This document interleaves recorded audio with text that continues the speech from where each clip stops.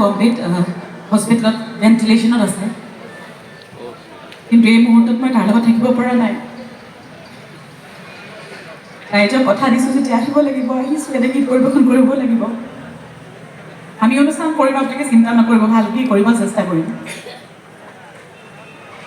কিন্তু কিবা ভুল ভ্ৰান্তি হ'লে ক্ষমা কৰিব, আগতে ক্ষমা বিচাৰিছোঁ।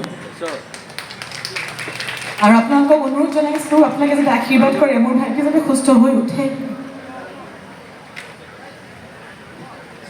ৰাইজে নখ জোকাৰিলে বোলে নৈ বয়, গতিকে আপোনালোকে আশীৰ্বাদ কৰিব বুলি আশা কৰিছোঁ।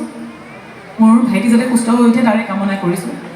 আজি আমাৰ অনুষ্ঠানত আপোনাক সকলোৰে সহায় সহযোগিতা কামনা কৰিলোঁ, আৰু মই পূৰা সম্পূৰ্ণভাৱে চেষ্টা কৰিম যাতে আমি শুদ্ধকৈ আপোনালোকক সুন্দৰকৈ গীত শুনাব পাৰোঁ। আজি অনুষ্ঠানটি যাতে আপোনালোকৰ লগত একেলগে আমি সুন্দৰকৈ সন্ধিয়াটি কটাব পাৰোঁ, এই ৰাতিটো কটাব পাৰোঁ, তাৰে কামনা কৰিছোঁ।